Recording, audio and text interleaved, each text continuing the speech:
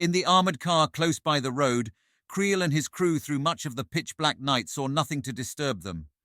Now and then American vehicles approached, sometimes several travelling together, all fleeing from the Losheim Gap and continuing into Honsfeld and beyond. Most had their cat's eye blackout lights on, but sometimes a soldier walked ahead of a vehicle with a flashlight to guide the way. It was close to 5 a.m., and another American vehicle had just passed when Creel blinked in disbelief. Coming up the road was a lone soldier carrying a white handkerchief and guiding the biggest damn tank Creel had ever seen. The tank passed so close to the armoured car within 3 or 4 feet that despite the darkness, Creel could make out a small black swastika on it. As the tank passed, Creel tried to fire, but a trailer attached to his armoured car blocked his field of fire. From farther down the road, there was a sudden flurry of small arms fire from the American infantrymen. It lasted less than a minute before the infantrymen broke for the rear and crews of the tank destroyers joined them. Everybody was soon engaged in a wild scramble, trying to separate themselves from an enemy that seemed to be all around them, yet was not visible. Creel and his crew took off on foot to try to warn Lieutenant Repper, but were unable to get into the centre of the village. The 2 leading panthers of Kampfgruppe Piper were soon past the first scattered houses of Honsfeld. As they entered the heart of the village, they came to an S-bend in the road at that point, more a street than a road, and a building on either side narrowly restricted passage. It took considerable backing and filling before the big tanks were able to get past. 3 half-tracks, Piper himself riding in one of them, followed closely. Once past the S-bend, the German crews could make out jeeps, armoured cars, light tanks and towed tank destroyers parked beside almost every house. At the order of the commander of the advance guard, First Lieutenant Georg Prius, machine gunners in the tanks and on the half-tracks opened fire, spraying the buildings and all the while continuing to advance. They reached the far edge of the little village with not a shot fired back at them. Karl Wortmann was a big, strapping man, well over 6 feet tall and solidly built. He had enlisted in the Waffen-SS as a youth and was proud of his service. A non-commissioned officer, Wortmann was the aiming gunner for the 37mm cannon on the third of 4 flak tanks closely following Piper's lead tanks into Honsfeld. Early traces of a foggy daylight were bringing increased visibility when the first flak tank edged around the S-bend and past the buildings closely flanking it. A US anti-tank gun opened fire. The first round hit the flak tank, but it kept moving. A second round hit the second vehicle, immobilizing it. Bypassing the immobilized tank, the driver of Wortmann's flak tank continued to advance. Although the anti-tank gun fired a third time, it missed Wortmann's vehicle. Wortmann could see that the gun was firing from a barn concealed by a hedge.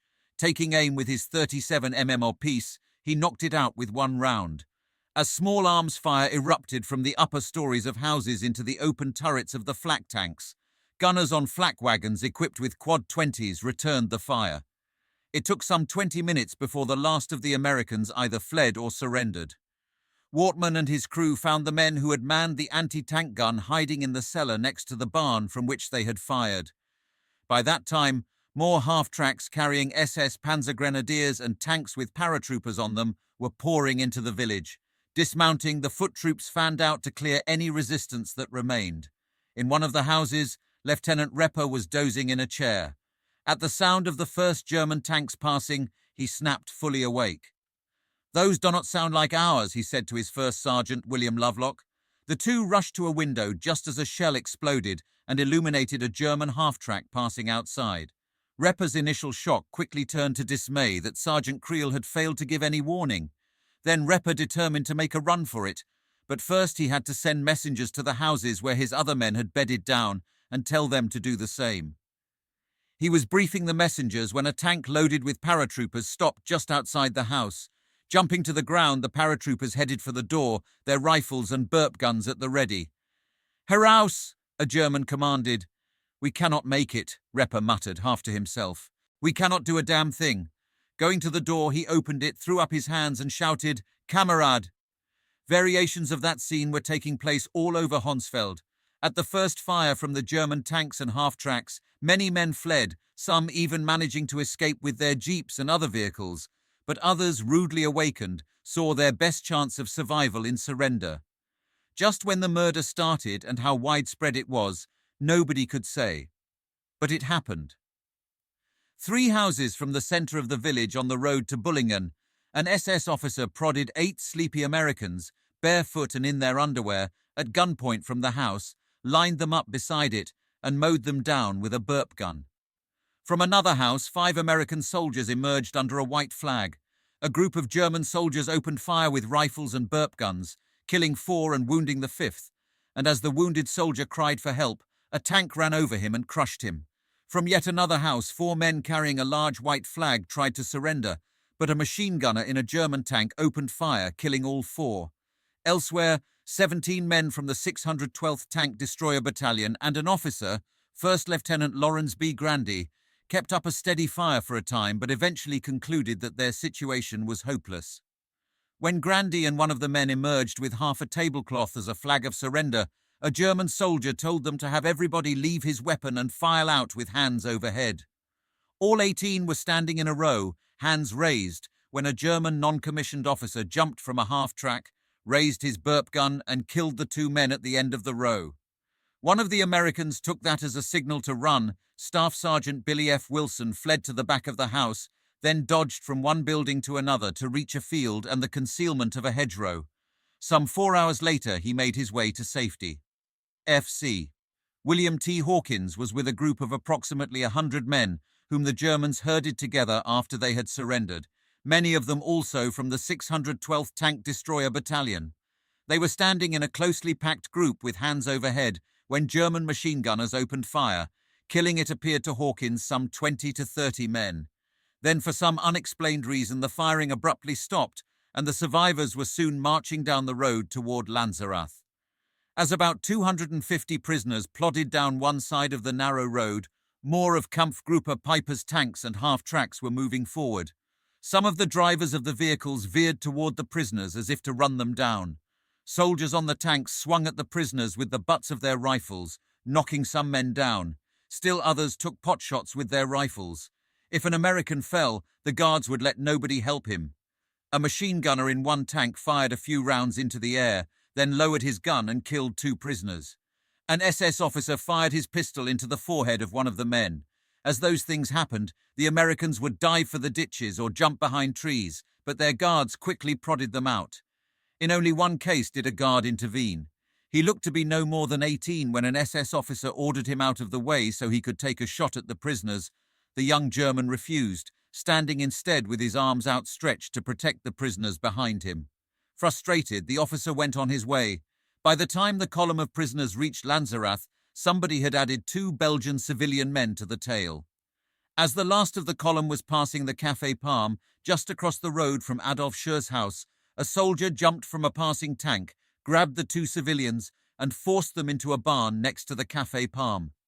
Several shots sounded. An hour later, one of the men dragged himself across the road and into the Schur's barn where Adolf found him. Adolf helped the man into the kitchen, where Frau Schur bathed his wounds. He had been shot twice in the nape of the neck. The other man, he said, was dead. Although there were several German paratroopers in the kitchen, they made no objection to helping the civilian. An SS trooper came in later, seemingly intent on finishing the man off, but Christoph Schur protested vehemently, and the presence of the other soldiers appeared to intimidate the SS trooper. After a time, he left. One more terrible deed remained to be done in nearby Honsfeld. 2 nights later, after 17-year-old André Schroeder and the few other civilians still living in Honsfeld had repaired for the night to the staunchest cellar in the village, as was their custom, 5 SS troopers called down from the top of the stairs. They wanted somebody, they said, to show them the way to Bullingen. Although Schroeder volunteered to do it, the Germans spotted 16-year-old Erna Kollas, whom everybody in Honsfeld considered to be the prettiest girl in the village.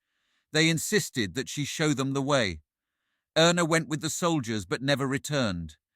In the spring, after the snows melted, they found her body in a shallow grave alongside the road to Bullingen, shot 7 times in the back. After reaching the far edge of Honsfeld, Colonel Piper sent a half-track to reconnoiter his assigned road leading west.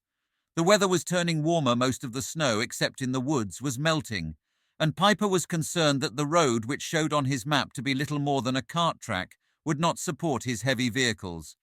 The reconnaissance confirmed his fears. The alternative was to proceed northwest to the town of Bullingen, which was on the route assigned to the 12th SS Panzer Division. Hearing the noise of battle from the direction of Losheimergraben, Piper deduced that the tanks of that division had yet to get past the crossroads. He decided to take the chance of going to Bullingen, then turn back onto his assigned route before the other German column reached Bullingen.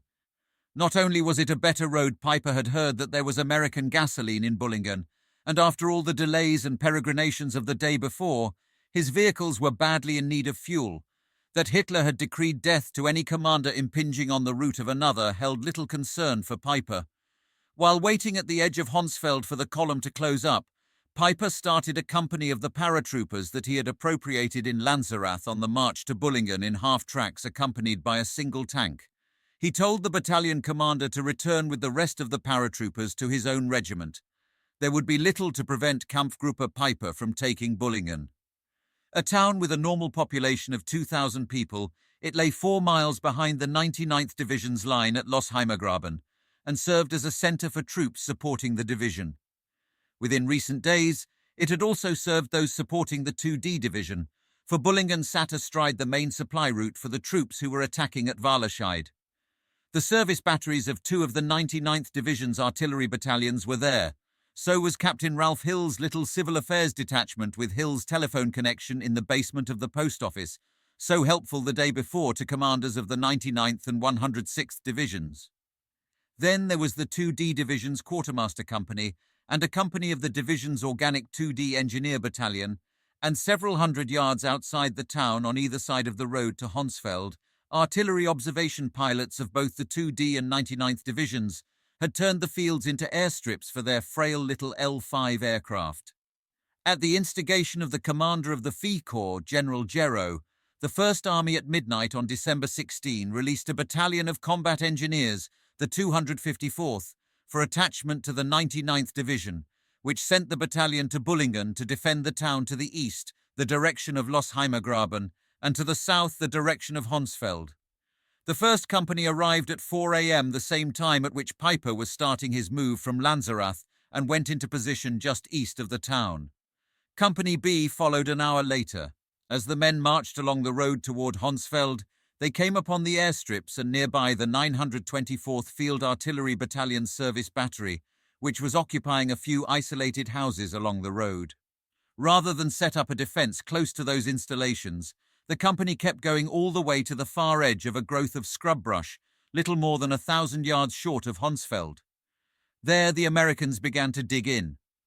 The third company arrived only at daybreak and stopped short of Bullingen to assume a reserve position on the road leading back to Butgenbach, site of the 99th Division's headquarters, at a road junction marked by a manor house and several outbuildings that the Americans knew as Dom.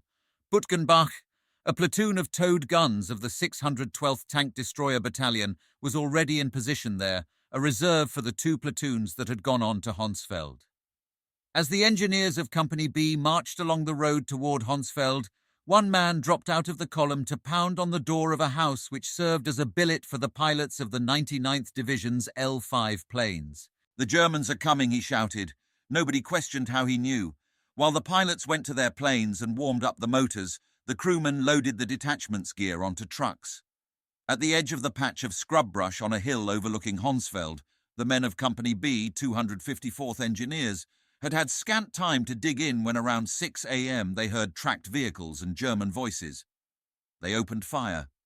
In the darkness, the men could make out German soldiers piling off a tank and 6 half-tracks. They were the paratroopers that Piper had sent ahead of his main column. The engineers repulsed a first assault and what appeared to be 2 more, but shortly after 7 a.m., as it was beginning to get light, 12 German tanks joined the attack. Lacking any defense against the tanks, the engineers broke. Some fell back toward Bullingen, others toward Dom, Butgenbach. While the main body of Piper's force was still coming forward, Piper dispatched 2 patrols along dirt tracks roughly paralleling the main road to Bullingen. 5 tanks and several half-tracks went beyond the railroad connecting Honsfeld and Bullingen to come at Bullingen from the east. There they shot up the company of engineers that was defending near the railroad and continued into town. The other patrol, consisting of a tank and several half-tracks, took a route to the left of the main road and approached the 99th Division's airfield just as the pilots were getting ready to take off. As the tank's machine guns opened fire, each pilot in turn took off in the direction of the tank, as if dive bombing it, although they had no weapons, and so intimidated the gunner that all but one plane got away, that one left behind in the mud. Only then did the pilots of the 2D Division's planes realize that something was wrong and race for their airstrip. A sole pilot escaped in his plane.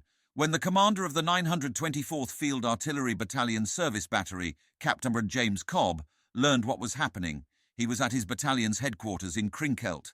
He raced back in his jeep to his command post along the road to Honsfeld and ordered 12 men under First Lieutenant Jack Varner to form a roadblock between the two airstrips. They had just gotten into position with 2.50 caliber machine guns and 2 bazookas when a column of German vehicles with 2 tanks in the lead appeared along the main road from Honsfeld. Sergeant Grant Jaeger hit the second tank with a rocket from a bazooka, and as the crew piled out, the machine gunners and other men with carbines opened fire, but the return German fire was deadly. At least 2 men were killed, and both the 2-man machine gun crews were wounded, except for one of the machine gunners, PFC Delois Rapp, who was wounded twice in one foot and played dead, and Lieutenant Varner, who was out of sight behind a hedgerow. The men surrendered. Rapp eventually crawled to a basement, coming upon Lieutenant Varner in the process. Although Rapp was certain Varner could have escaped after nightfall, Varner refused to go without Rapp, who was unable to walk. Both were captured. As tanks and half-tracks ploughed onto the 2D Division's airstrip, shooting up the remaining planes, the Germans permitted Sergeant Jaeger and 2 other men to administer first aid to one of the wounded, st.vith Bernard Pappel, who had been hit in a leg and an arm. As they treated him, a German officer in a light-coloured leather jacket began berating Jaeger in German, but when Jaeger was unable to understand, he turned away. It was so unusual for an SS officer to wear a light-coloured jacket, SS jackets were always black, that numerous witnesses to Piper's march were later to remark on it. The man was the commander of Piper's SS Panzer Grenadier Battalion, Major Joseph Diefenthal. When the column was ready to continue into Bullingen, the Germans ordered Jaeger and the 2 men with him onto the hood of a half-track. As it moved forward, the men heard a single pistol shot. "My God," yelled one of the men with Jaeger. They shot Pappel in the head. Inside Bullingen, there was no fight. Shortly after 7 a.m., the company of the 2D Division's engineers in the town received orders to mine the roads leading into Bullingen and to prepare all bridges for demolition, but they were still loading mines into their trucks when German tanks and half-tracks appeared the German patrol that had come into the town from the east. Some of the engineers managed to get out of town, mostly along the road to Lossheimergraben. There they joined men of the 254th Engineers, who had escaped the fight just east of Bullingen and augmented the defences of the battalion of the 23D Infantry that had moved the day before into Hüningen. Others hid in cellars, but over the next 3 days the Germans routed them from their hiding places. The men of the 2D Division's quartermaster company in Bullingen were lining up for breakfast when those same 5 German tanks and accompanying half-tracks appeared. The Americans dived for basements from which they could see an elderly man emerge from his house. Wearing a Nazi armband and carrying a burp gun, he gave every passing tank a Nazi salute, then directed them to the railroad station where there were large stocks of supplies. At the station, the tanks shot up parked trucks and trapped some men of the 2D Division signal company in the basement. To escape detection, the men had to strangle their little dog mascot Queenie. Those men, as well as almost all those of the quartermaster company and 7 of the pilots and ground crewmen of the 2D Division's artillery aircraft, managed to hide through the rest of the day and get out of town after nightfall. Because the other artillery service battery in Bullingen was along the road to Bütgenbach, those troops escaped with most of their vehicles and equipment. So did Captain Hill and his civil affairs detachment, but most of the men of Captain Cobb's battery, including the commander himself, were either captured immediately or ferreted from cellars the next day. Of 69 officers and men in the battery, only 11 got away. At a big treeless square in Bullingen that served in normal times as the cattle market, Piper's tanks and half-tracks found the gasoline they were hoping for in a small depot only recently established by the 2D Division's quartermaster company. The Germans used captured Americans to help fuel their vehicles. When each vehicle was filled up, Piper hurried it out of town to the southwest, along the road leading back onto his assigned line of march. A flank patrol of 5 Mark IVs took the road toward Bütgenbach, but at Dom, Bütgenbach, the guns of the 612th Tank Destroyer Battalion opened fire, knocking out 3 of the German tanks. The others quickly turned back, and the American gunners, along with the company of engineers in position there, were left to wonder, albeit with considerable relief, why the foe had turned away from them. So long was Piper's column that even as the first vehicles left Bullingen, others were still far to the rear on the road from Honsfeld and even farther back in and beyond Lanzerath. They proved to be ready targets when in mid-morning the skies cleared enough to permit 2 squadrons of the 366th Fighter Group, assigned for the day to support the 99th Division, to attack. Pilots of the 389th Squadron bombed and strafed Piper's column, sending vehicles scurrying for concealment. They subsequently claimed 30 German tanks and other vehicles destroyed, but like infantrymen making their estimates of enemy losses, seldom were the claims of pilots in the air justified by the reality on the ground. When the 2nd Squadron, the 390th, moved in to attack, a squadron of Me-109s appeared. Although the American pilots shot down 7 German planes, they had to jettison most of their bombs while doing it. Inside Bullingen, Karl Wortmann and the crew of his flak tank delighted in the booty. When the radio operator handed Wortmann a small rectangular wax-coated cardboard box, Wortmann was at a loss to know what was in it. "Breakfast," said the radio operator. Wortmann found that hard to believe, but he watched the others and quickly learned how to get at the food. Cigarettes, too. Although Wortmann had never smoked, he was unable to resist taking along several cartons. Like the crews of many other vehicles, Wortmann and his men stashed every empty space in their flak tank with whatever they found: food, cigarettes, field jackets, gloves, boots. There were to be reports later that in Bullingen, Piper's men killed 50 American prisoners who had helped them fill their vehicles with gasoline. The reports were false. Kampfgruppe Piper took about 200 prisoners in and around Bullingen, and somebody murdered Private Pappel, but there was no repetition of the mass atrocities committed in Honsfeld. Since others were destined to happen later, who could say why? In capturing Bullingen, Kampfgruppe Piper had seemingly trapped the bulk of the 2D and 99th Infantry Divisions. Most of the men, most of the artillery pieces, and most of the supporting tanks and tank destroyers of the 2 divisions were located somewhere along or near the road leading northeast from Bullingen through the twin villages of Krinkelt-Rocherath and the forests near the road junction of Wallerscheid. At that point there were only 2 ways out of the trap. Infantrymen might make it on foot through the forest over fire breaks and muddy logging trails. Vehicles and artillery pieces just might make it over the farm track leading from Würzfeld, behind Krinkelt-Rocherath, to the little town of Elsenborn and nearby Camp Elsenborn. Yet for all the efforts of the 2D Division's engineers to improve that muddy lane, no one knew how long it would stand up under heavy traffic. What was more, if the Germans who had taken Bullingen continued on to Würzfeld and Krinkelt-Rocherath, they could roll up the 2 divisions from the flank, or should they continue to Bütgenbach and then swing north up the road to Elsenborn, they could come in behind everybody, even men trying to get out of the forest on foot. 2 divisions and their attachments, possibly as many as 30,000 men. That was what Walter Lauer thought was about to happen.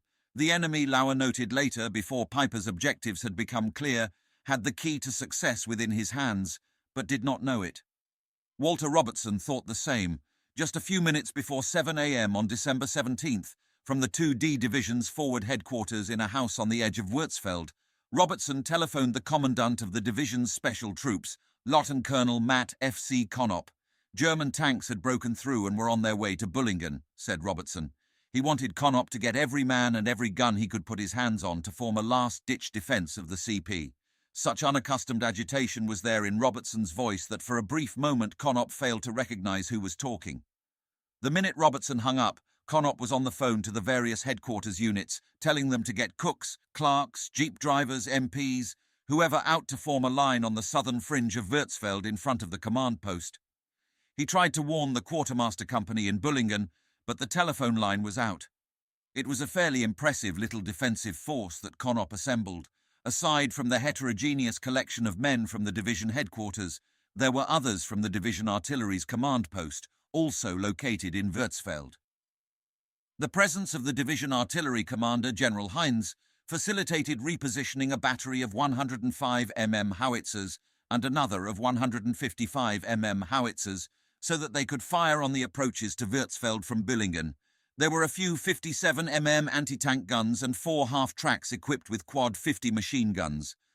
Even so, the little force would have been no match for a determined armoured thrust from Bullingen, which was what Robertson and everybody else thought was coming. Not long after 8 a.m., the worst appeared about to happen. 5 German tanks and several half-tracks the force that had entered Büllingen from the east and driven to the railroad station appeared out of the mist on the Büllingen road, where it crossed a ridgeline 800 yards outside Würzfeld. Just at that moment, Konop's defense received a strong boost with the arrival of 5 self-propelled tank destroyers of the attached 644th Tank Destroyer Battalion. The destroyers quickly knocked out 4 of the tanks and a half-track and sent the other vehicles hurrying back into Büllingen. After leaving Büllingen, Colonel Piper halted his leading vehicles at a crossroads so that the column could close up. During the pause, a half-track reconnoitered a dirt track that led more directly than the main road to the next point on Piper's route, the village of Möderscheid. Since the road appeared to be serviceable, Piper took it, and from Möderscheid proceeded northwest toward the village of Schoppen. On the way, the Germans captured the 2-man crews of 2 ambulances, plus Staff Sergeant Henry R. Zack, 2 junior officers, First Lieutenant Thomas E. McDermott and 2D Lieutenant Lloyd A. Iams, and 6 other Americans in a 4-jeep convoy. They loaded some of the prisoners on their vehicles but made the 4 jeeps join the column. About midway between Schoppen and the village of Faymonville at a little chapel, St. Hubert Piper found another side road that appeared promising and would enable him to avoid Faymonville and the adjacent fair-sized town of Weymouth, where he might well run into opposition. It was little more than a country lane, but Piper risked it and his vehicles made it. The lead tank was approaching the village of Ardennes when an American 6X6 truck appeared. The machine gunner in the tank fired, hitting the truck and sending it careening into a ditch where it turned over on one side. As the tank passed by, the German gunner gave the truck another burst of fire, as did the gunners in several other tanks that followed. Inside the cab of the truck, 2 American engineers huddled. Miraculously, the German fire hit neither man. When the noise of the German vehicles had passed, the 2 scrambled out, raced to a nearby railroad embankment, clambered to the other side, and began to run back south in the direction from which they had come. That little episode marked the beginning of what was to prove a series of fateful encounters between Kampfgruppe Piper and Americans of the 1111th Engineer Combat Group. Just up the road from Ardennes in the schoolhouse in the centre of Weymouth was a forward hospital run by a platoon of the 47th Field Hospital. By early morning of December 17th, the surgeons, nurses, administrative officers, technicians and orderlies were aware that something unusual was happening at the front, for the rumble of artillery fire was almost constant, and during the night the number of incoming patients markedly increased. In mid-morning, a sudden spate of patients hurriedly evacuated from a hospital run by another platoon of the 47th Field in Bütgenbach appeared, and close behind them the medical personnel of that platoon. Orders soon arrived to transfer all patients to a hospital in Malmedy. Then came orders for the platoon that had been in Bütgenbach to follow, but the hospital in Weymouth was to continue to function.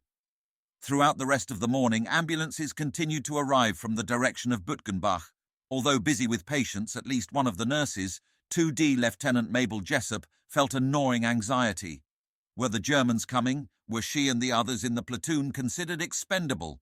When it came time for lunch, she had trouble swallowing the usual cold, tasteless mixture of canned hamburger and dehydrated potatoes. As Piper's column proceeded from Ardennes around midday over a winding back road to the village of Thirimont, Piper rode in a half-track with the commander of the SS Panzer Grenadiers, Major Diefenthal. The leading tanks tried to go all the way through Thirimont along a dirt road that led directly to a principal north-south highway, N23, which connected Malmedy with the little resort town of Ligneville, and thence with St.Vith. Piper wanted to get to N23 by the shortest route, for he needed to reach Ligneville in order to pick up another road leading west. It was a back road, but by taking it he might avoid likely American strength on the highway that passed through Malmedy, and in any case that highway was assigned to the 12th SS Panzer Division. Just beyond Thirimont, Piper's luck with country lanes ran out. The lead tank bogged down at a ford where the little road crossed a small stream. The column thus had to swing northwest at Thirimont to pick up N23 at a road junction known as Bornier, then turn south to Ligneville. Piper himself had abandoned the lead vehicles at that point, having climbed down from Major Diefenthal's half-track to question an American soldier who had been captured along with his jeep while he was troubleshooting telephone lines.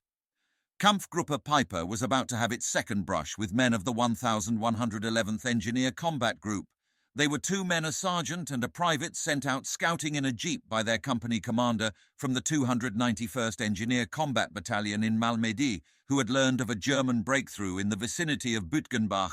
The two had turned left at the Bonnier Road junction in the direction of Weymez and Bütgenbach when something caught their eye down the hill to the south in the direction of Thirimont, from which a secondary road led up to the highway they were on.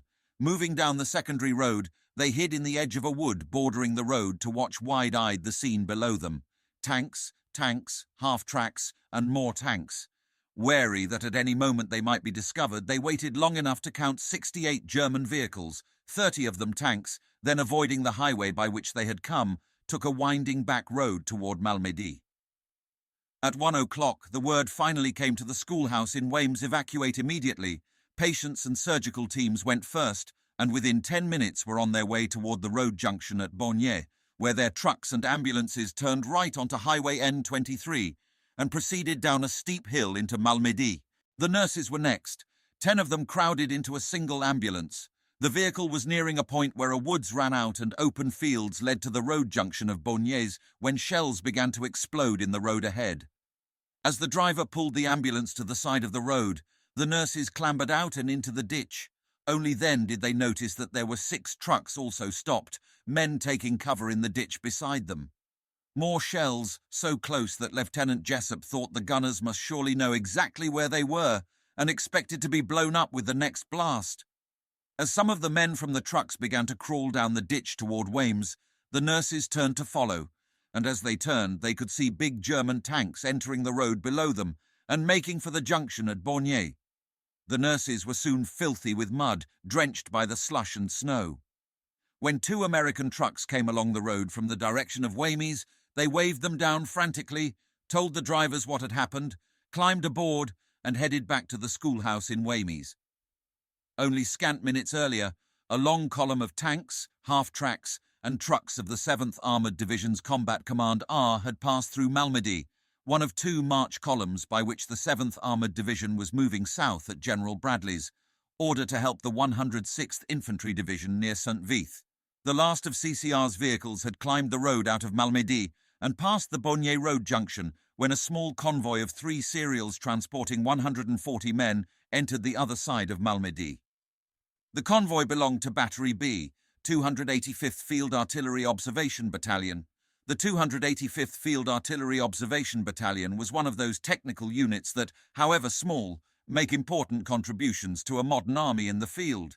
The men did mapping and surveying, but for the most part theirs was a sound and flash unit whose mission was to detect the location of enemy mortars and artillery and pass that information to howitzer and gun battalions. The battalion had only a headquarters battery and 2 operational batteries, A and B. Seldom did the battalion function as a unit. Its 2 batteries were usually parcelled out individually where needed. Commanded by Captain Leon T. Scarborough, Battery B had recently been operating near Aachen, and when the 7th Armoured Division received the order to move south, so did Battery B.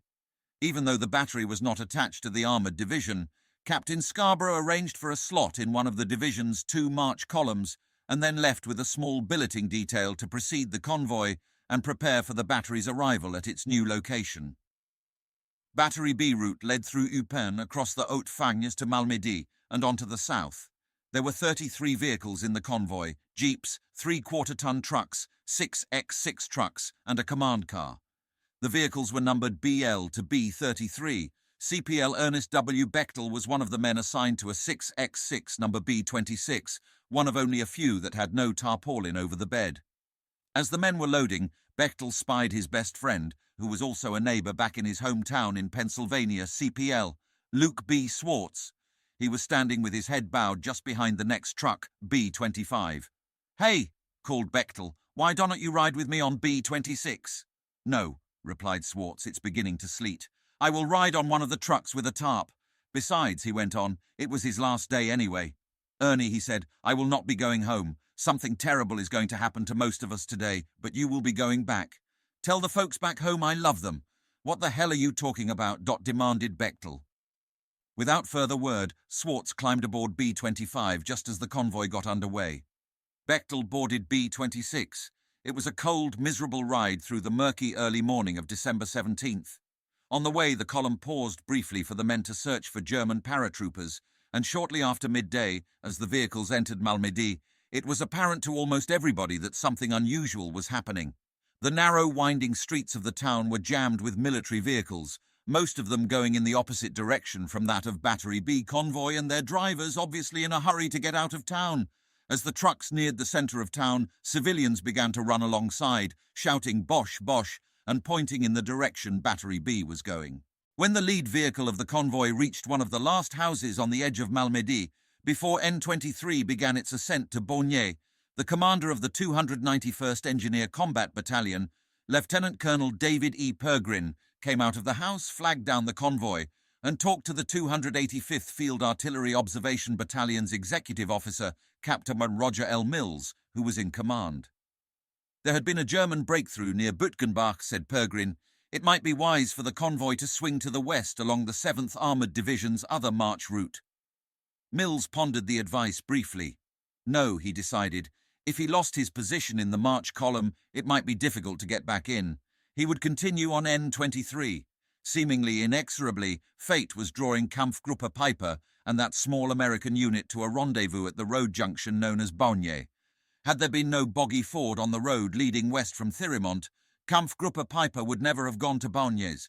Had Captain Mills heeded Colonel Pergrin's advice, there would probably have been only one American, a military policeman, at the road junction when Kampfgruppe Piper got there.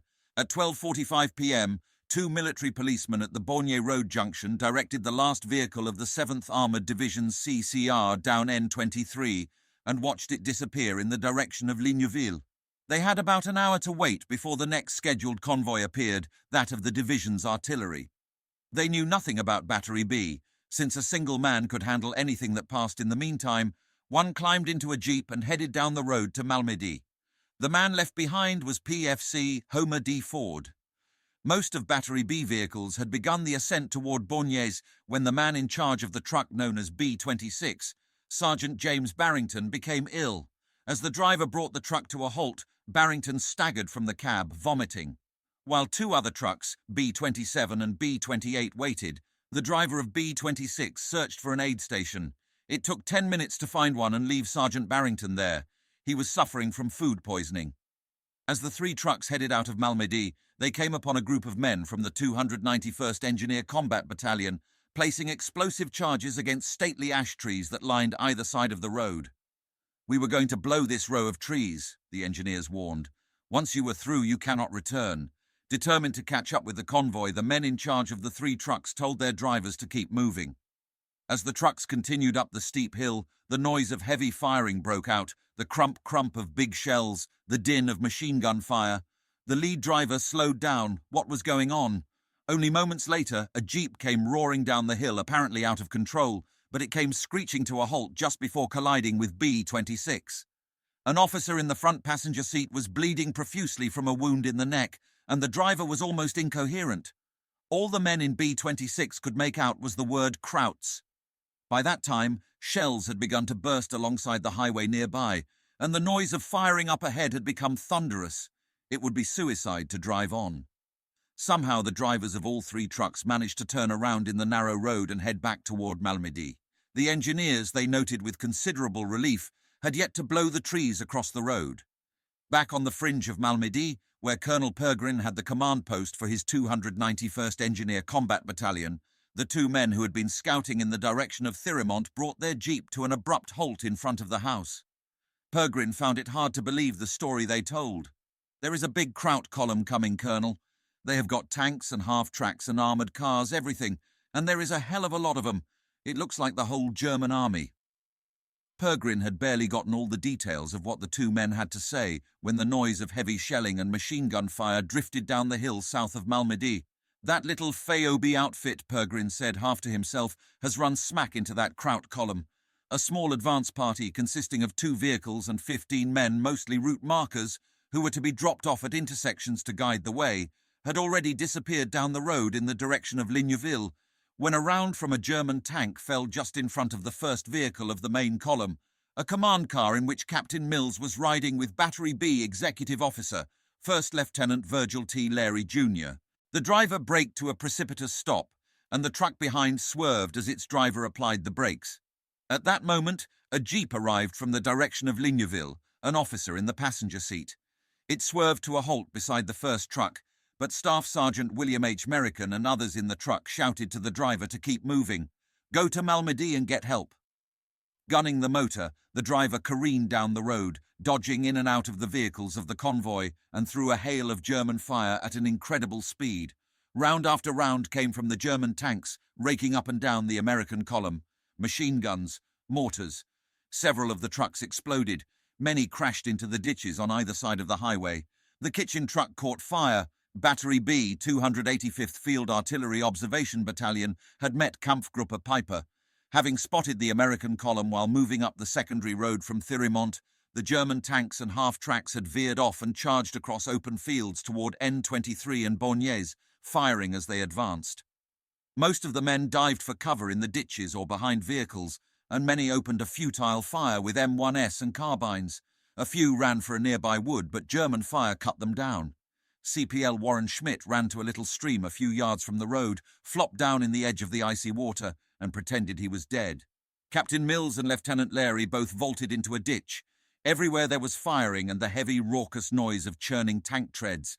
Men in the vehicles near the tail of the column were unable to see what was happening. One thought the column had come upon German paratroopers because a V-1 buzz bomb was passing overhead. Several thought everybody was firing at that. But as the German tanks and half-tracks reached the highway, the rear vehicles too were caught up in the maelstrom. One of those vehicles was an ambulance with 2 medics from the 1st Division's 26th Infantry PVTs. Roy Anderson and Samuel Dobbins, who had missed their unit's convoy as it moved to join the 99th Division, and had tacked onto the tail of Battery B column. A round from a German tank set the ambulance on fire. At the road junction, as the Germans struck, Private Ford was still directing vehicles past. When 3 or 4 men from one of the trucks ran in Ford's direction, he motioned them to come with him and dashed behind one of the few buildings close by, a café run by Madame Adèle Baudarway. From there, Ford spotted a small shed and swiftly hid in it with the other men. Inside the café, Madame Baudarway watched the carnage in horror. Even though her son had been forced to serve in the German army, she was a loyal Belgian. With her that morning was a farmer neighbour, Henri Lejoly, who was not necessarily pro-German but thought it well to side with whoever appeared to be in charge. He went to the door of the café and waved warmly to the Germans. Firing was still rampant when an American jeep arrived driven by a German officer. It was Piper. While questioning his American prisoner, he had heard the sound of firing up the hill and hurried forward. When he saw what was happening, he was annoyed, both because of the delay and because of the needless expenditure of ammunition against a helpless target. Those beautiful trucks which we needed so badly all shot up. Only with difficulty did Piper manage to stop the firing, and as it ceased, American soldiers emerged from the ditches, their hands in the air. The Germans herded them together roughly in small groups, many of them relieving the prisoners of rings, watches, cigarettes and gloves. Almost every German soldier appeared intent on getting a pair of gloves. Germans guarding one group wanted 3 men to drive the American trucks. Several said they could not drive, 3 others, Master Sergeant Eugene L. Lacey and CPRs. Thomas J. Bacon and Ralph A. Logan said they could. The Germans ordered them to move 3 undamaged trucks to the head of the column, but they told them to dismount and join a group of several other men standing in a line along the road. A German with a pistol went down the line of men, putting the barrel first to one man's forehead, then another. He was going to shoot them all, he said, because American planes were bombing his people. Standing nearby, slightly wounded, Captain Mills intervened. The men, he insisted, were to be treated honourably as prisoners of war. The German put away his pistol. By that time, Colonel Piper had established control over his men, and tanks and half-tracks began moving again down the hill in the direction of Ligneville. One half-track stopped to pick up the 10 men whom the German had threatened to shoot. They were subsequently left under guard in Ligneville and later marched into Germany. Piper left the scene in Major Diefenthal's half-track. Homer Ford, the military policeman, and the men who had hidden with him in the shed soon joined the ranks of prisoners. Henry Lejoly pointed out their hiding place to the Germans. In time, the Germans herded all the prisoners into a field to the west of N23, 100 yards south of the road junction and the Café Baudarway. All told, there were approximately 130. Of the 140 men making up Battery B, a total of 64, those who had left early with the battery commander, The route markers, the men in trucks B-26, B-27, and B-28, and the 10 who, however inexplicably, the Germans had sent on to Ligneville were safe, but the number of prisoners was augmented by men from other units. Some had been taken earlier, such as the medics from the 2 ambulances captured near Murderscheid, several MPs, and Sergeant Zack, Lieutenants McDermott and Lames, and others from the 4 jeep convoy. Others again, such as the 2 medics from the 26th Infantry, Anderson and Dobbins, had simply happened on the scene, and the MP who had been on duty at the road junction, Private Ford. The Germans herded the men tightly together only 60 feet from the highway, roughly in 8 rows, hands above their heads. Some men jostled briefly for position, for they disliked being in the front row. The weather was damp and raw, the ground soggy underfoot with here and there a patch of old snow. The men's hands grew numb from holding them up and from the cold, for hardly anybody still had gloves. Some of the men were uneasy, but the majority were complacent. Although most recognized that their captors were SS troops, hardly anybody expected treatment different from what might be expected of regular troops. Quite obviously, the Germans were merely waiting for trucks with which to transport them to the rear, where they were destined to pass the Christmas of 1944 as prisoners of war. A German officer later identified as Major Werner Poetschke, commander of the 1st SS Panzer Battalion, perhaps conveniently so identified, for by that time he had been killed on another battlefield, stopped 2 Mark IV tanks, and directed them into position covering the prisoners. Once they were in place, he ordered one of the commanders, Sergeant Hans Siptrot, to open fire. Siptrot in turn ordered his assistant gunner, Pvting Georg Fleps, a 21-year-old SS volunteer from Romania who already had his pistol at the ready, to shoot. Fleps fired. Standing beside Lieutenant Larry, Laris' driver collapsed backward from the impact of the bullet, toppling men behind him in an accordion action, so tightly were they all grouped. With the shot, the prisoners began shouting and jostling, and at least 2 in the front rank, PFC. James P. Matera and one of the medics, Dobbins, bulldozed their way toward the rear. Some of the officers yelled for the men to stand fast, lest they provoke more shooting. No provocation was needed. Private Kleps fired a second shot with his pistol, killing a medical officer, First Lieutenant Karl R. Gwenther, then somebody shouted, "Maschen alle kaputt," and machine guns on both tanks opened fire. Those who survived the first deadly fusillade flung themselves to the ground, burying their faces in the mud and trying to burrow under the bodies around them. The firing continued, the machine guns raking back and forth across the prostrate forms. There were screams, groans, cries of agony, almost like a lowing. To the men who still lived, it seemed that the firing went on for an eternity. It actually lasted about 15 minutes. Yet for a full 2 hours afterward, men on passing German vehicles amused themselves by firing a few bursts into the clump of bodies. At long last, the cries and moans of the wounded died out, and the noise of German vehicles on the road faded away.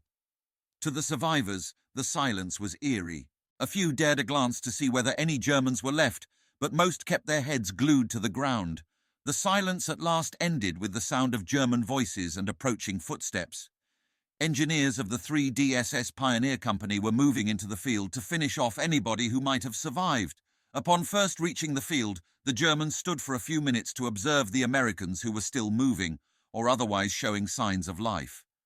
Then they fanned out to finish them off. One of the engineers shot 4 or 5 with his pistol, making sure he put the muzzle only a few inches from the man's heart. As he remarked later, "I was sure I killed each man at whom I fired." Other Germans asked men to speak up, promising medical treatment, and a few made the mistake of responding. One German allowed an aid man to minister to one of the wounded, then killed them both. The medic Dobbins made a run for it, which so surprised the Germans that he succeeded in covering 25 to 30 yards before fire from a machine gun cut him down. Although wounded 4 times, Dobbins was still alive, but the Germans presumed him dead and left him alone. By that time, nobody still living could be unaware of what was going on. Each man tried desperately to control his breathing, not only to keep his body still, but to prevent vapor from showing in the cold as he exhaled.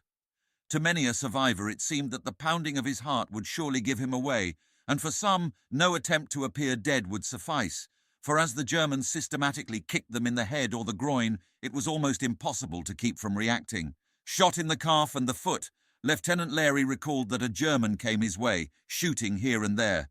A bullet went through the head of the man next to me. I lay tensely still, expecting the end.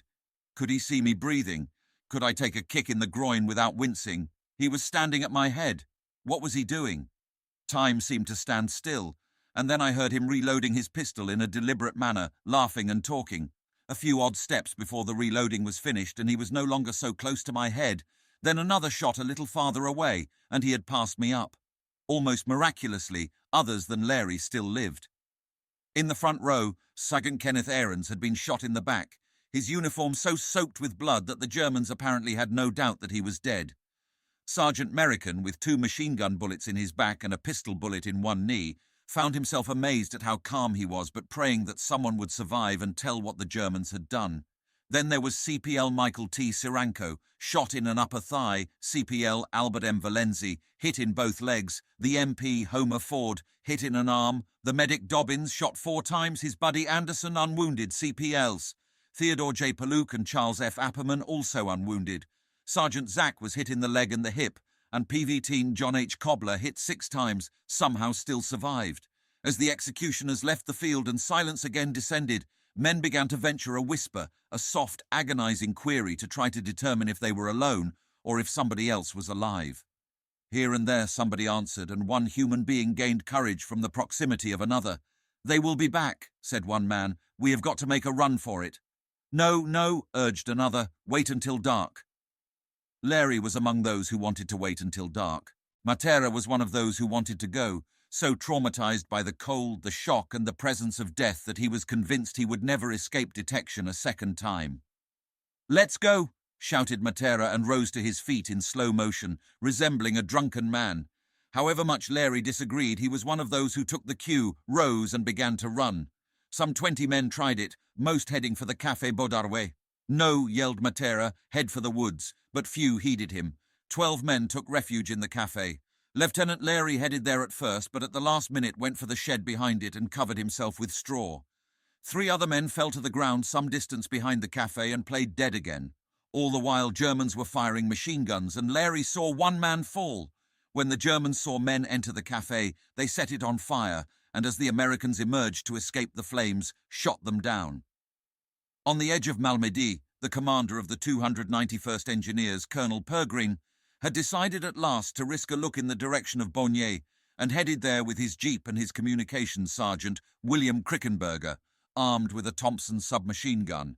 As they came within sight of the burning Café Baudarway, they left the jeep and began walking. Off to the right, 3 men emerged from the woods, Sergeant Ardennes and Corporals Siranko and Valenzi. All 3 were wounded and babbling incoherently. Helping the men to the jeep, Pergrin and Krickenberger hurried back to Malmedy, where so intense was the men's shock that it took Pergrin an hour and a half to get the story of what had happened. Once he had it, he rushed a message to General Hodges in Spa, telling both of the massacre and something of the size of the German force. Up on the hill near the road junction, darkness turned out in the end to be the only salvation for those few who still survived, and for those who had run but had yet to reach safety. A few still hiding among the dead crawled away, mostly to the woods, whence they somehow made their way down the hill into Malmedy. 4 men, among them Sergeant Zack, hid in the smouldering ruins of the café, where they were rescued the next morning by an artillery officer passing in a command car.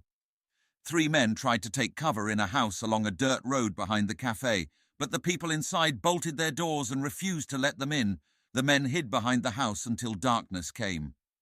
After seeing that, Sergeant Merrican, his wounds almost incapacitating, crawled into a woodshed near the house. He had either dozed off or lost consciousness when he revived to see a figure crawling toward the shed. Arming himself with a piece of wood, he prepared for the worst, but it turned out to be PFC. Charles E. Reading, who had braved the flames inside the café until the Germans left, then crawled away, the only survivor from the café. Blood from Merrican's back wounds had dried, gluing his shirt to his back, and he had to drag his right leg like a chunk of lead. But with the help of Reading, who was unhurt, the 2 crawled across fields and Highway N23, and as daylight came, hid in a thicket. Late in the day, an elderly farmer approached, spotted them, and signalled with his head and his eyes for the men to come to his house. There, the man and his wife hid them through the night, at one time turning away a German patrol that knocked at the door. The next day, the woman walked into Malmedy and returned with an ambulance and American aid men. Others who made it were the medics Anderson and Dobbins Corporal Paluk, who played dead behind the Café Bodarwe and Homer Ford. So did Corporal Schmidt, so numb from hours of immersion in icy water that he could only crawl, and the man who had been wounded 6 times, John Cobbler, but he died later while being evacuated by ambulance from Malmedy. Matera eventually reached an outpost of the 291st Engineers on the edge of Malmedy. "Forget the password," he shouted. "I am from Lancaster County. Pennsylvania outfit wiped out, the Germans are coming." To 4 sisters, Bertha, Ida Marie and Martha Martin, who lived in a farmhouse with their aging father, the appearance of a young American, wild-eyed, blood-spattered, on the doorstep was a terrifying experience. He said his name was Lieutenant Larry. They sat him on a chair beside the kitchen stove and washed and bound his bloody foot. They thought he was going to die, but when he rallied in the warmth, Marie and a neighbour, Martha Marks, fashioned a crutch for him and practically carried him down the precipitous hill into Malmedy. They reached Colonel Pergrin's command post at 3 o'clock in the morning. When Pergrin heard Larry's story, the testimony of the sole surviving officer, he sent his assistant operations officer, First Lieutenant Thomas Stack, to Spa to describe the massacre personally to General Hodges. Hodges immediately ordered his Inspector General to begin an investigation, and his aide, Major William C. Sylvan, noted in his diary, "There is absolutely no question as to its proof. Immediate publicity is being given to the story. General Quesada, commander of the 9th Tactical Air Command supporting the 1st Army, has told every one of his pilots about it during their briefing." At the Bonnier Road junction, the Germans threatened to kill Henri Lejoly, despite his protestations that he was German, for Lejoly had seen what had happened, but they eventually let him go. What happened to Madame Bodarwe would never be determined. She simply disappeared, and her son, back from the wars, was never able to find her or her body. 5 nights after what came to be known as the Malmedy massacre, a heavy snow fell, mercifully blanketing the bodies of the 86 dead 72 in the field where the main massacre occurred and temporarily concealing the evidence of the most heinous crime inflicted on American troops during the course of the war in Europe. The 43 men who escaped that dreadful field that Sabbath afternoon would always wonder why they had been spared. So would those men of Battery B who missed the tragic rendezvous, such as Sergeant Barrington, Corporal Bechtel, and the others in vehicles B-26, B-27, and B-28. And Bechtel would long reflect on the premonition of his friend Luke Swartz, for as Swartz had predicted, he had died in the something terrible that he had somehow discerned was about to happen to Battery B, 285th Field Artillery Observation Battalion.